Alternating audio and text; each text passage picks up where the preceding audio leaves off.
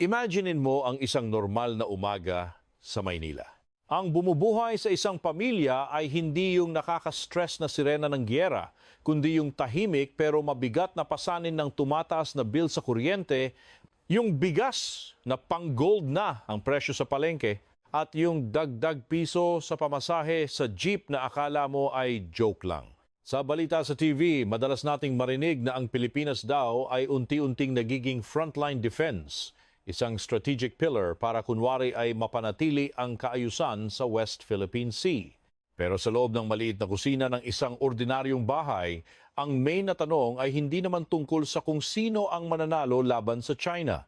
Ang real talk na tanong na naghahanap ng sagot ay ito: kung ang bansang ito ay tuluyan ng gagawing economic outpost o panangga laban sa China, sino ba talaga ang magbabayad para sa napakamahal na pagbabagong ito? Ang Pilipinas ngayon ay nasa isang napaka-weird at komplikadong status sa world stage.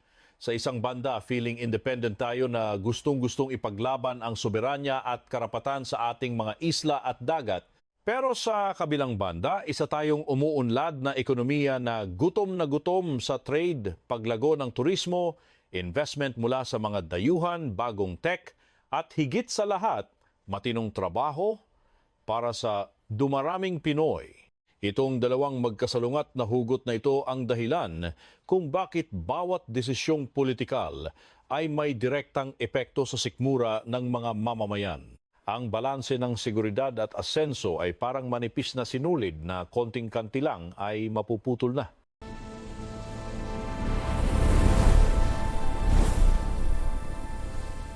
Kapag tinitingnan ng Washington ang Pilipinas bilang isang critical strategic link para pigilan at kontrolin ang impluwensya ng China, ang gaganda at ang lalaki ng mga salitang ginagamit nila: bagong base militar, joint exercises, supply chain para sa semiconductors, pagpapalawak ng mga pantalan, ang pag-usbong ng Luzon Economic Corridor, New Clark City, artificial intelligence, microchips, at high-tech na industriya. Akala mo tuloy ay sobrang bilis na ng modernisasyon at asenso natin. Para sa mga global strategist, big move daw ito para sa pagpapatatag ng kapangyarihan sa Indo-Pacific. Pero ang mga mabulaklak na salitang ito ay kailangang i-translate sa lengguwahe ng ordinaryong Pinoy para makita kung may saysay ba talaga ito sa totoong buhay. Para sa mga ordinaryong Pinoy, lahat ng mga bonggang geopolitical concepts na ito ay dapat masagot sa tatlong simpleng tanong. Una, magkakaroon ba ng mas dekalidad na trabaho para sa akin at sa pamilya ko? Pangalawa, bababa ba ang presyo ng bilihin at ang gasto sa buhay na laging tumataas? At pangatlo, ang panganib ba ng giyera at gulo ay ilalayo sa atin? O baka naman lalo lang itong inilalapit sa pintuan ng aming mga bahay? Kung ang mga pangakong pang-ekonomiya ay hindi kayang sagutin ang tatlong tanong na ito, ngangalang ang masa sa estratehiyang iyan. Sa usapang behavioral economics, ito ang tinatawag na cost-benefit analysis mula sa pananaw ng mga taong laging talo sa huli. Bibong-bibo ang Pilipinas ngayon sa paningin ng US, Japan at Australia na parabang tayo na ang bagong paboritong anak na bibigyan daw ng bilyon-bilyong dolyar na investments. Napakasimple lang naman ang logic nila. Maglalabas lang sila ng pera kung may mapapala sila sa atin. Pero habang nagpapakabida tayo sa grupong ito, lalo lang tayong nagmumukhang target sa mata ng China na parang ginagawa tayong backyard o base ng kalaban sa kanilang World War vibes. Kumbaga, package deal ang swerte at malas. Magkahawak kamay silang naglalakad habang hinihila ang ekonomiya natin sa kung saan man tayo dadalhin. Sa puntong ito, hindi na lang ito isang malayong kwento ng pag-aagawa ng kapangyarihan sa pagitan ng Washington at Beijing na pinapanood natin sa balita. Personalan na ito dahil damay na ang lahat mula Luzon hanggang sa mga dalampasigan ng Palawan, pati na ang mga daungan sa Subic, ang siksikan sa airport, ang ingay ng mga factory at ang puyat ng mga call center agent. Damay pati ang araw-araw na pasada ng mga jeepney driver, ang kakaunting huli ng mga mangingisda sa Zambales at ang mga pamilyang umaasa sa padala ng mga anak nilang nagpapaalipin sa Taiwan o Japan. Kapag ginalaw ng mga general ang guhit sa kanilang military map, asahan mong magugulo rin ang hugis at direksyon ng ekonomiyang ginagalawan nating mga ordinaryong tao. Totoo namang baka makatsamba tayo kung magagawa nating magmukhang safe na pintuan sa likod o backup plan para sa supply chain ng US at ng mga tropa nito. Ang daming pangako na magkakaroon ng mga industrial zone, economic corridors, at buhos ng pera sa AI, semiconductors, at kung ano-ano pang high-tech na salita na akala mo ay magpapasabog ng maraming trabaho. Pero bilang mga mapanuring netizen, kailangan nating magtanong ng diretsyo. Magiging tunay ba tayong high-tech factory na may sariling kakayahan o baka naman gagawin lang tayong murang paradahan ng mga dayuhang korporasyon?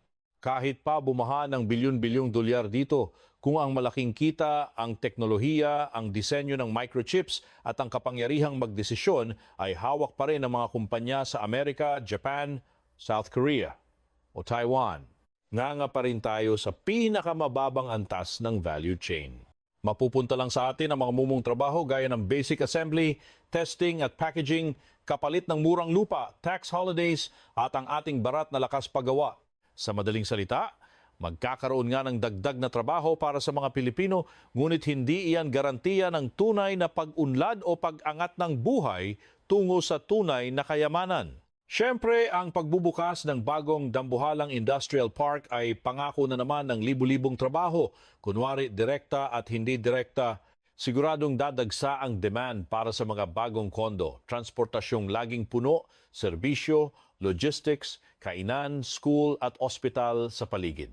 Pero dahil alam naman nating pagong ang gobyerno sa infrastruktura, ang mga lokal na residente ang unang magdurusa sa pag-unlad na ito. Good luck sa presyo ng lupa at upa na abot langit, traffic na hindi na gumalaw at water interruption na may kasama pang brownout. At ang pinakamasarap na part, ang mga high-paying jobs ay para sa mga dayuhan o sa mga elite lang, habang ang mga lokal ay hanggang tagalinis o tagabantay na lang ng gate na may kakarampot na sahod. Ang unang price tag ng strategy na ito ay ang panganib na mahigop ang bansa sa isang nakakahilong gulo ng usaping panseguridad. Habang todo kapit ang Pilipinas sa US, Japan, Australia, Canada at kung sino-sino pang bigatin, nag-iiba na ang tingin ng China sa atin at hindi ito love at first sight. Hindi na lang tayo tinitingnan bilang maliit na kapitbahay na may simpleng away sa dagat. Ngayon, sa mata ng Beijing, isa na tayong active member at mahalagang piyesa sa plano ng mga kano na kubkubin sila, na bantaraw sa kanilang pambansang seguridad at ambisyon sa rehiyon. Ang pangalawang resibo na kailangang bayaran ay sa larangan ng kalakalan. Isaksak natin sa baga natin na hindi kailangan ng China na magpaputok ng baril para pilayin ang ating ekonomiya. Konting higpit lang sa quarantine ng mga saging at mangga, isang simpleng babala laban sa pagbisita ng mga turista nila, biglang pag-hold sa mga import, pag-ghost sa mga pinangakong pondo o malawakang paninira sa media wasak agad ang mga maliliit na negosyo bago pa man ito maramdaman ng gobyerno. Ito yung tinatawag na asymmetric economic warfare, kung saan ang mga maliliit na isda ang unang nagigiling, ang mga ordinaryong mamamayan ang unang makakatikim ng hagupit na ito. Ang mga nagtitinda ng saging, magsasaka ng mangga, mangingisdang nagbebenta ng lamang dagat, mga small-time tour agency, may-ari ng lokal na hotel, mga negosyanteng nag-aangkat ng murang pyesa, at ang mga suki sa Divisoria na umaasa sa panindang galing China, silang lahat ang direktang sasalo sa epekto ng geopolitika kapag bumagsak ang kanilang benta at kita sa mundo ng ekonomiya. Ang mga foreign policy na yan ay hindi lang pang-display sa mga kasunduan. Diretso yang sumasapak sa mga pitaka ng mga karaniwang taong nagkakayod kalabaw araw-araw. Ang pangatlong malaking bayarin ay makikita sa pagputok ng utang at pagkaubos ng pambansang budget. Kung pangarap nating maging isang economic outpost, kailangan nating magtayo ng mga kalsadang hindi lubak-lubak, modernong port, kuryenteng hindi namamatay, airport, mabilis na internet, industrial zones, matibay na cybersecurity, malalaking bodega, at mga training center para sa mga manggagawa. Pero hindi pwedeng magkabit lang tayo ng pro-American na TARP at umasang magiging kasing unlad tayo ng Singapore. Ang paggawa ng mga infrastrukturang ito ay nangangailangan ng bilyon-bilyong pondo na galing sa mga utang sa labas na may kasama pang nakakalulang interes. Kapag ang gobyerno ay nagpumilit na mabaon sa utang para lang i-upgrade ang mga infrastrukturang ito, habang namimigay ng sandamakmak na tax exemptions at incentives para lang pumayag ang mga dayuhang korporasyon, At kung ang bulto ng kita ay mapupunta lang naman sa bulsa ng mga paboritong kontratista at mga sindikato ng lupa, ang mga kawawang Pinoy na naman ang sasalo ng bayarin sa pambansang budget. Ang ibig sabihin nito sa totoong buhay, bawas na naman ang pondo para sa mga ospital, eskwelahan, bulok na transportasyon at ayuda para sa mga mahihirap. Ito ang tinatawag na opportunity cost ng pagpapagamit bilang base ng mga superpower habang tayo ang nagbabayad ng renta. Isang napaka-importanting detalye na laging nakakalimutan sa mga usapang ito ay ang presyo at supply ng kuryente. Ang mga semiconductor plants, dambuhalang data centers, AI facilities, cold chain logistics at mga high-tech na pabrika ay hindi nabubuhay sa hangin. Kailangan nila ng tuloy-tuloy at murang kuryente. Pero sikat ang Pilipinas sa pagkakaroon ng isa sa pinakamahal na singil sa kuryente sa buong Asya. Isa itong malaking pader sa pagunlad na hindi kayang tibagin ng mga matatamis na pangakong diplomatiko. Kung walang murang kuryente, ang pangarap na maging tech hub ay mananatiling drawing lang sa tubig. Kung gusto nating agawin ang mga supply chain mula sa China pero hindi naman natin maayos ang napakamahal na kuryente, ang mangyayari lang ay pupunta rito ang mga dayuhang investor para mag-ocular, mag-selfie, makipag-shake hands sa mga opisyal at pagkatapos ay sa Vietnam, Malaysia, Thailand o Indonesia rin magtatayo ng pabrika. Sa ganitong setup, ang Pilipinas ang sasalo ng lahat ng bala at gulo bilang military outpost. Pero nganga tayo sa inaasam na asenso sa ekonomiya. Ito na ang pinakamasaklap na ending para sa isang bansang naghahanap ng swerte sa gitna ng away ng mga higante. Pinili ang Pilipinas ng mga superpower hindi dahil sa awa, kundi dahil sa ating strategic na pwesto. Dikit sa Taiwan, katabi ng South China Sea, nasa gitna ng ruta ng kalakalan, may murang labor na marunong mag-English at besties kuno ng Amerika. Pero ang heograpiya ay entrance ticket lang sa laro. Hindi ito assurance na mananalo tayo. Ang lokasyon ay tsansa lang, pero ang galing sa pamamahala kung meron man ang magsasabi kung magiging ginto ba ang pagkakataong ito o magiging bato lang. Para maging pera ang ticket na ito, kailangan ng Pilipinas ng mas murang kuryente, mga port na hindi pagong ang galaw, gobyernong hindi puro under the table, matitinong technical schools, totoong giyera laban sa korupsyon, at malinaw na plano sa industriya, hindi puro press release. Kung wala ang mga basic na ito, ang anumang alyansa ay palamuti lang at walang mapapala ang mga ordinaryong tao. Bale wala ang panalo sa geopolitics kung ang lokal na ekonomiya ay nakatuntong sa putik ng bulok na pamamahala at kawalan ng direksyon. Para sa mga karaniwang Pilipino, ang West Philippine Sea ay hindi lang basta abstract na drawing sa mga lumang mapa na inaamag na. Resibo ito ng ulam sa hapunan, pangarap na langis at gas para hindi tayo laging nganga sa kuryente, kabuhayan ng mga mangingisdang sausaw-suka na ang buhay, at higit sa lahat, ito ang huling baraha ng pambansang dangal.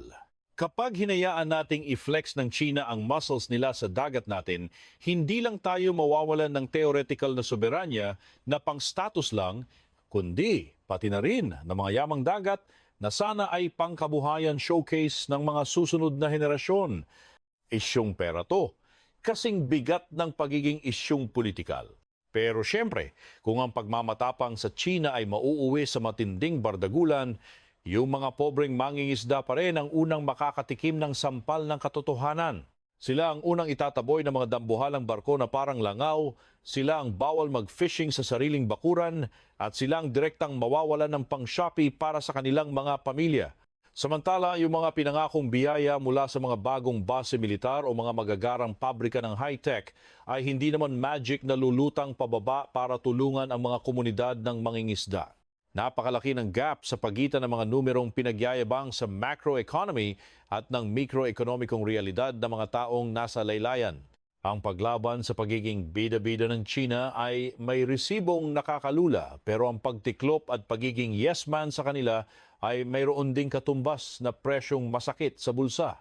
Kung pipiliin ng Pilipinas na mag-mute na lang, ang kapalit nito ay ang tuluyang paglaho ng mga yamang dagat, ang pagbagsak ng ating clout sa buong mundo, at ang pagkawala ng karapatang makipag-negotiate Pero kung ang Pilipinas naman ay todo kapit lang sa laylayan ng Amerika, asahan ang mataas na risk ng restback sa ekonomiya at ang pagiging target sa usapang seguridad.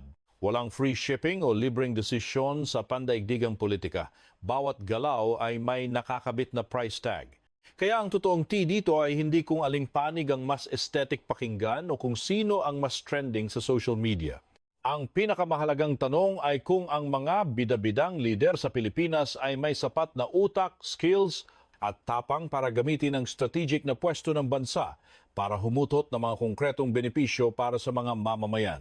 Hindi dapat pumayag ang bansa na maging hamak na pawn o piyesa lang sa chess na madaling isakripisyo ng mga bigating players para sa sarili nilang laro. Ang goal dapat ay i-maximize ang pakinabang sa ekonomiya habang pinapaliit ang panganib na nakapatong sa balikat ng sambayanan, isang BPO worker sa Cebu, isang batang engineer sa Clark, o isang estudyanteng puyat sa Maynila ang baka makarinig ng balita tungkol sa pagpasok ng semiconductor supply chain at agad na mag-iilusyon na ito na ang kanilang big break para umasenso. Pero kung ang sistema ng edukasyon sa bansa ay hindi kaya mag-produce ng sapat na dami ng mga tech experts, electronics engineers at mga lodi sa automation at supply chain management, hanggang sana all na lang sila. Mapipilitang mag-import ng mga banyagang talent ang mga kumpanya dahil sa kakulangan ng skills ng ating local workforce. Sige, ituloy nyo lang ang pagiging world-class sa pag-English sa mga call center. Baka sakaling yumaman tayo sa paulit-ulit na thank you for calling. Pero kung gusto nyo talagang pumasok sa high-tech manufacturing na may totoong pera, baka naman pwedeng mag-invest ng malupit sa utak ng tao para maging handa sa mga pabrika ng ika-21 siglo. Hindi na uubra ang pagiging lodi sa pagsagot ng telepono na parang nasa 1990s pa rin ang mindset natin. Ang modernong ekonomiya ay para sa mga taong marunong mag-design, mag-analyze at magpatakbo ng AI, hindi lang para sa mga master sa script ng customer service. Dekada at bilyon-bilyong dolyar ang nilustay ng China para sa kanilang perfect ecosystem mula sa pagpapalalim ng ports hanggang sa paglalatag ng riles at pagpapatayo ng mga dambuhalang planta habang nagpo-produce ng milyon-milyong engineer. Akala ba ng Pilipinas porke nagtayo lang ng ilang industrial park ay main character na tayo at mapapalitan na natin ang China sa world market? Ang pagbuo ng isang matatag na ekonomiya ay hindi parang instant noodles o viral post. Kailangan niya ng mahabang pasensya at perang hindi naglalaho sa kung saan-saan. Kung gusto nating maging seryosong kalaban ng China, sana magets ng mga lider natin na hindi nakakabusog ang puro paglaban at sentimiento sa social media. Wala namang pake ang world market sa nararamdaman nyo. Ang mahalaga ay kung kaya mong gumawa ng dekalidad na produkto, mag-deliver on time, panatilihing mura ang gastos at umakyat sa mas mataas na level ng value chain. Ang geopolitics ay clout lang para mapansin. Pero ang totoong resibo at kakayahan sa produksyon ang magpapakapal ng pitaka ng bayan at ng mga ordinaryong Pinoy. Baka nga magkaroon ng bagong Pilipinas sa Clark, Subic at Cebu, yung mga lugar na aesthetic ang expressway at airport dahil sa mabilis na pasok ng foreign capital. Pero habang busy kayo sa pag-flex niyan, may isa pang Pilipinas na baon pa rin sa lumang sistema. Umaasa sa agrikulturang kakarampot ang ani, mga islang walang kalsada, mga paaralang kulang sa gamit, at mga ospital na parang sardinas sa siksikan. Ang pagkakahati ng bansa sa dalawang magkaibang realidad ay isang malaking red flag na parang pilit nyo lang iniiwasan. Kung ang strategy nyo sa paglaban sa China ay para lang payamanin ang iilang economic corridors, asahan nyo ng mas lalong lalalim ang gap ng mahirap at mayaman. Mapapanood lang ng mga ordinaryong tao ang mga pabrikang ang liwanag ng ilaw buong gabi habang sa sarili nilang bahay ay parang horror movie sa dalas ng brownout. Mapapanganga na lang sila sa mga dayuhang naka-private plane habang ang sarili nilang mga anak ay kailangan pa ring mag-abroad at maging OFW dahil wala namang matinong oportunidad dito sa sariling bayan. Sa loob ng maraming dekada, ang pangunahing export quality na produkto ng Pilipinas sa mundo ay hindi mga kagamitan, kundi ang mismong mga tao nito, mga nurse, seaman, kasambahay, inhinyero at mga manggagawang taga-serbisyo na mas piniling mag-abroad. Kung itong bagong diskarte sa ekonomiya ay himalang magtagumpay, Baka naman ito na ang paraan para hindi na maging pambansang yaya ang ating mga matatalinong kabataan at mabigyan sila ng trabahong hindi lang pang thank you ang sahod. Ito na sana ang pinakamagandang script kung saan ang geopolitics ay nagiging instrumento ng tunay na pag-unlad imbes na puro drawing lang at pangarap para sa hinaharap.